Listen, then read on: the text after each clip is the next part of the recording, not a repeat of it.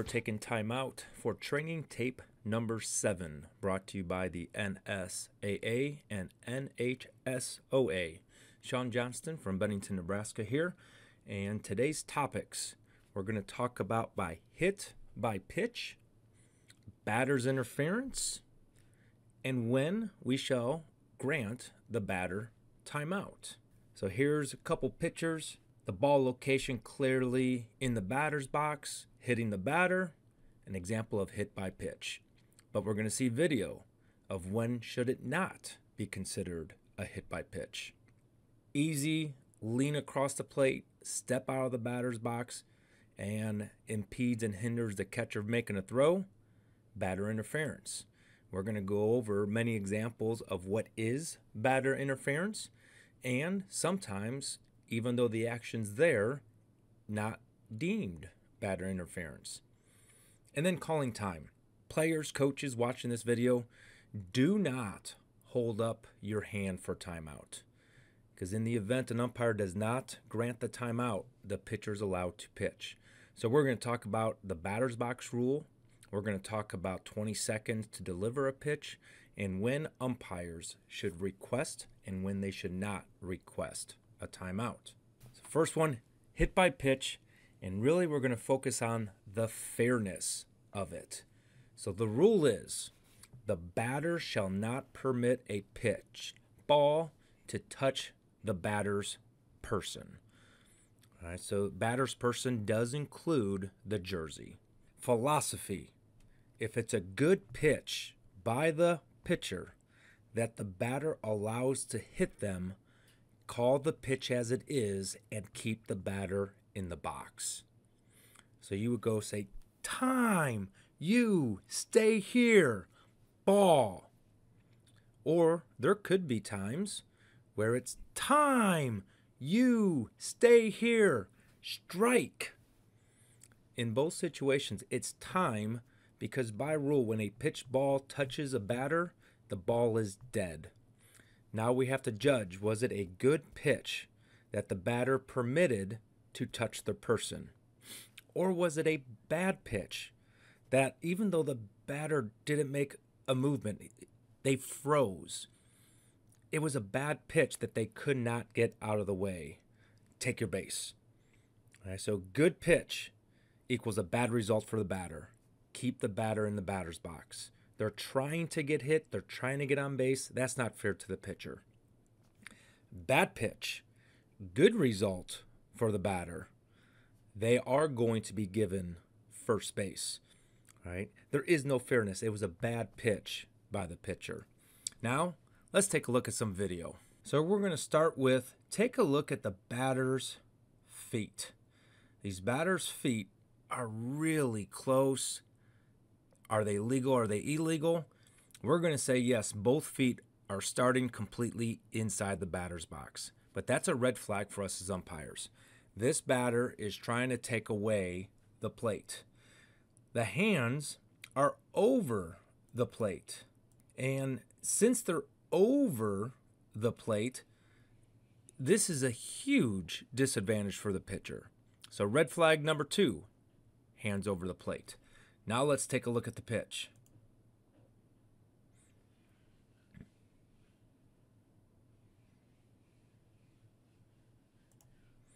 See this elbow go down and forward.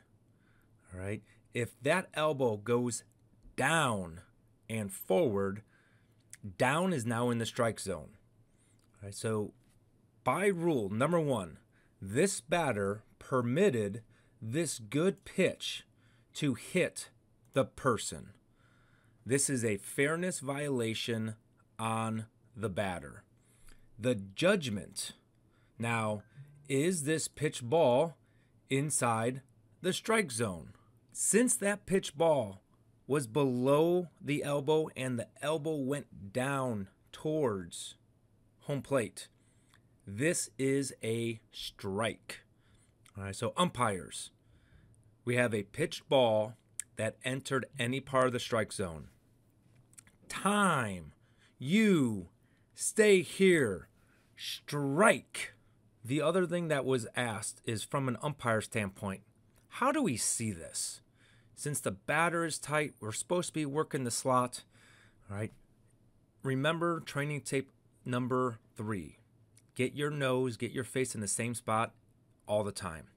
The only difference is if this catcher's on the inside, stay above the catcher. And it's timing, timing, timing. It's nothing until we call it something. So this umpire's leaning to his left. He's actually taken away vision when he goes down. Stay in the slot and go straight down and keep your nose in between the batter's box line and home plate. Fairness, batter allows the pitch to hit them. Elbow went down towards home plate in the strike zone. Time. You stay here. Strike. If this was strike 3, the ball is dead. There is no drop third strike, and the batter would be out. Transitioning to the next topic, batter interference. This is a safety and fairness rule. So let's take a look at the rule itself. Batter infraction when they interfere with the catcher's fielding or throwing. There are 4 subpoints. First one, leaning over home plate. Second one, stepping out of the batter's box. Third one, making any, and let's focus, any other movement in which is not connected to a swing or getting out of the way of a bad pitch. That's the first part, which hinders actions of the catcher. So coaches reach out to me quite often and said, why do some umpires call batter interference? Why do some batters not call batter interference? And it goes back to the judgment of hinders. Yes, we see the any movement. Now the batter is at risk of being called for interference. Now the umpire has to judge, did that movement hinder the catcher action? And the last one, failing to vacate a congested area when there is a throw to home and there is time to move away. So a wild pitch, a pass ball. All right, the batter has time. They must vacate the area. So we're going to have some case plays. We're going to read them first. We have some video, and then we have some other, what we want to say to a coach when we have to explain our ruling. Case play number 1. Runner on first, 1 ball, 2 strikes, and 1 out. Batter swings and misses, leans over the plate or steps across the plate to go to the dugout. Catcher throws to second base, and the runner is called safe. Think about the result. Let's watch the video. We have the swing and the miss. This is the lean over. Now we have the step outside of the box. And now we have a throw down towards second base. Throw is short and to the left side of the field bag, which is not a quality throw. And we have a safe at second base. Notice this batter continues walking because it's strike 3. So let's take a look at it again. 1-2 count, runner on first base, 1 out. Pitch, swing, strike 3, lean across, step across, safe at second base. That's interference. Time. Batter interference. You, second base, out. Why is the runner at second base out and not the batter?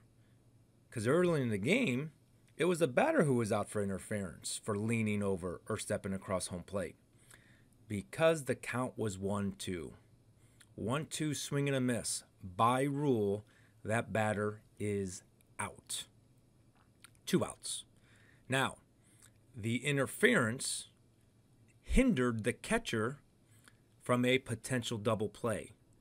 Had that batter not stepped across the catcher would have had a much cleaner look, a much cleaner throw at second base.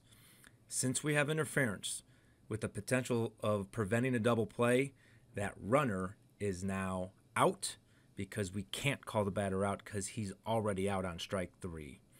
So umpires, we talk about fairness and safety. This is more of a safety one. If you talk to any baseball player, all right, does a player stepping in front of you alter or change physically or mentally how you throw the ball? The answer is yes. So when you have a lean across, a step across, and a throw that's not perfect, err on the side of interference due to the safety of the batter. That batter must have an infraction and a penalty to change future behavior so they don't put that catcher at risk and breaking a hand by stepping and leaning across the plate. If this throw was a quality throw, coaches, this is where the judgment comes in.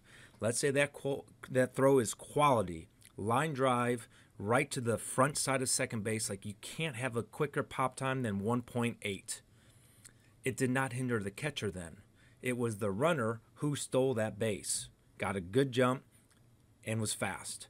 But this throw was altered in the umpire's judgment when it went to the left side of the bag, and it was short hopped. When in doubt, without a perfect quality throw, lean across, step across, the batter is interfered, and we need to get the out, pending on the count and game situation. 2 strikes, swing and a miss, batter's out, runner's out. 1-1 count, swing and a miss, add the strike to the batter is out, and return the runner to first base. So had this batter remained in the batter's box with a strike added to his count, that batter would be out for interference. Then the runner would be sent back to first base. And just to review the answer, batter is out on strike 3. R1 is out due to interference. Inning is over. Start the warm-up clock. Base umpires remain on the field until all players of opposing teams will cross themselves, then go out towards right field to start that warm-up clock. Batter interference, case play number 2. Runner on second. 1 ball, 1 strike count. 1 out, and the runner is stealing third. Batter swings and misses. And on the follow-through, he hits the catcher in the head. The catcher makes a throw and retires R2, stealing third. So in this case, swing and a miss by rules of strike. We now have a 1-2 count.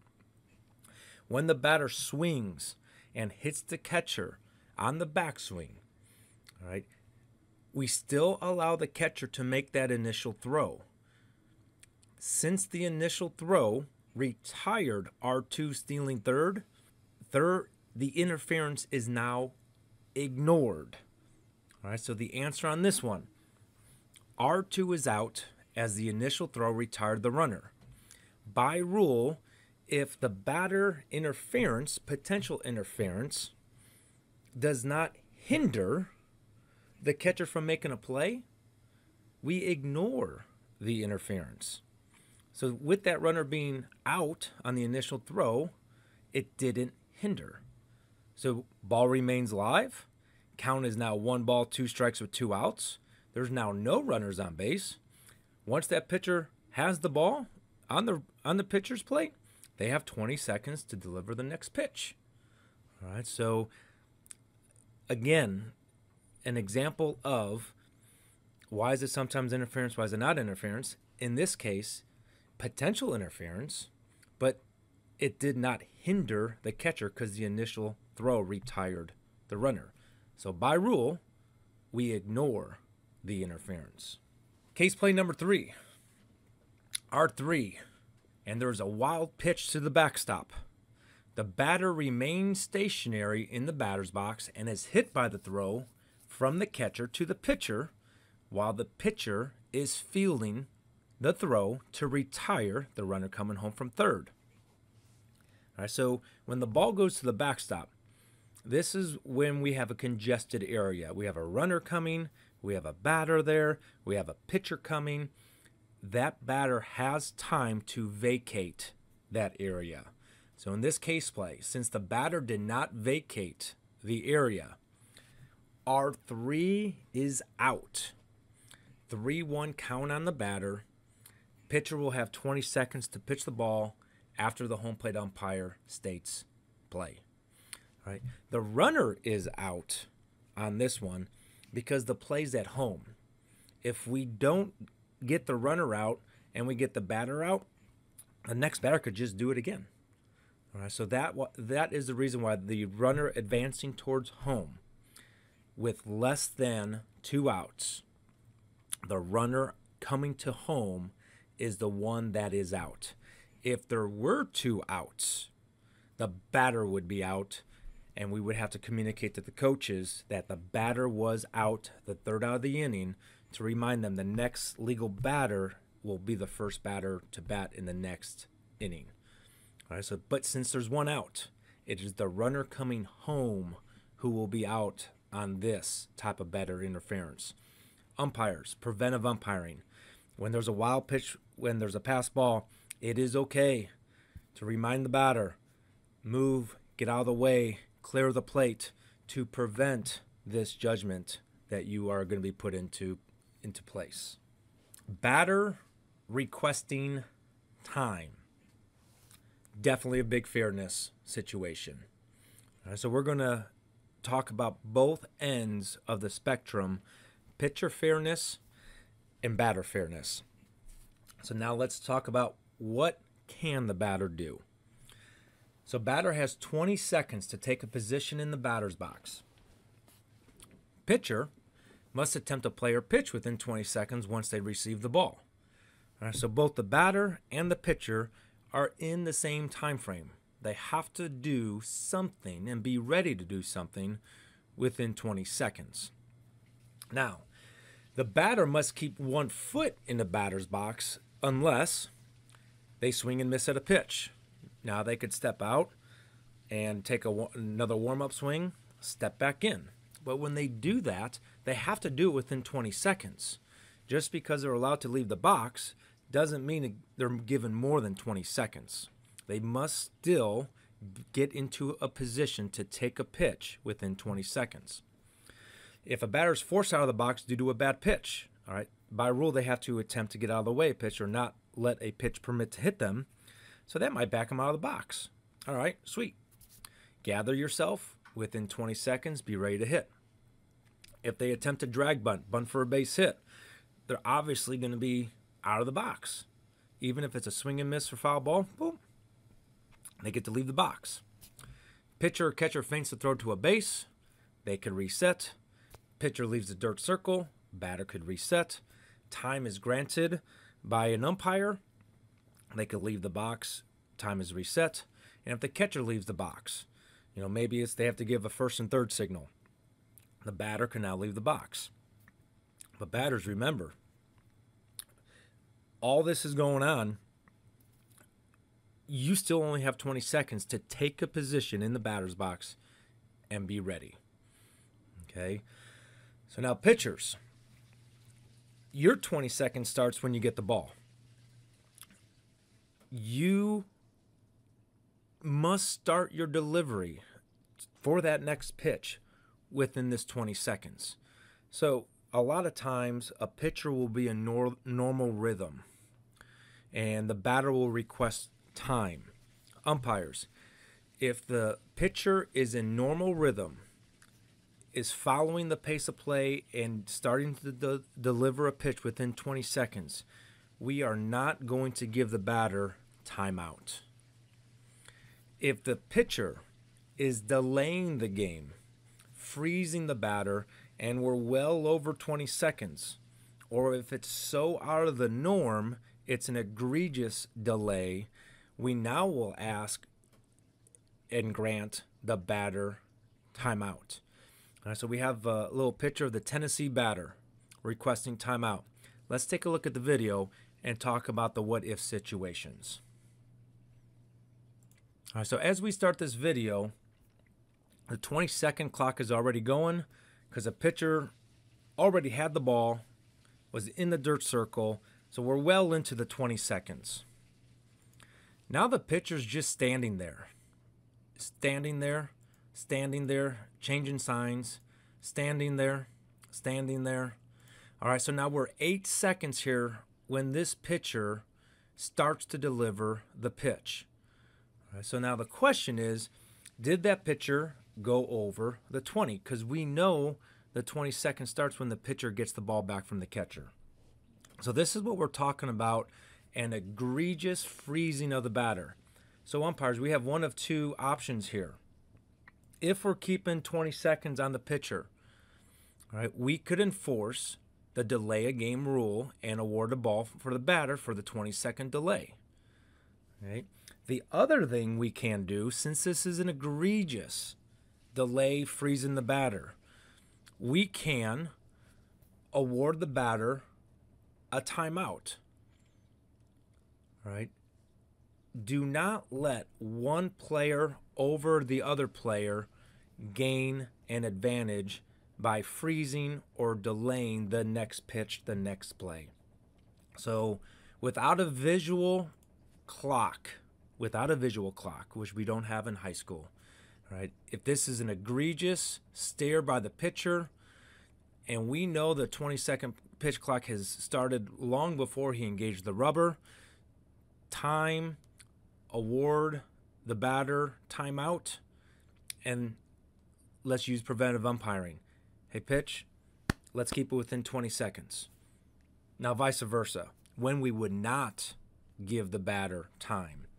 All right, let's say the pitcher is on the rubber, 0-2 count, and right now the batter calls time. The pitcher's in rhythm, he's doing his normal routine, and the batter, right as he is about to start to deliver a pitch, well underneath the 20 seconds, asks for time to get the pitcher out of rhythm, we are not going to grant the batter timeout. So, learning point, whichever player is trying to get the other one off balance, out of sequence, out of rhythm, that's who we are going to use a rule to help them. In this case, pitcher's freezing the batter for a very egregious, long time out of rhythm. Time, reset, pitcher, keep within 20. 0-2 count, 1-2 count, pitcher's in rhythm. Batter's calling for time right as that pitcher starts to deliver their pitch. Do not grant that batter time, as he is clearly just trying to get that pitcher who's in a good rhythm out of rhythm. Thank you once again for coming back and visiting the NSAA NHSOA training tape number 7 as we go through the month of April and start preparing for postseason talks. Let's keep on getting in the rule book once a day, reading one section a day. We will have our next rules discussion for Premier Sports Officials Association Monday, April 22nd, 8 o'clock to 9:30 at DJ's Dugout, 114th and Miracle Hills Drive. You know, bring your case plays, bring your situations to this meeting. If you can't make it live, we'll be live on our YouTube channel that you could tune in. But as we work high school games this week, understand the high school rule. The batter cannot allow a good pitch to hit them. And batter interference, when in doubt, due to safety and fairness, call batter interference. Umpires, thank you for taking time out today. And remember, you're only as good as your next call.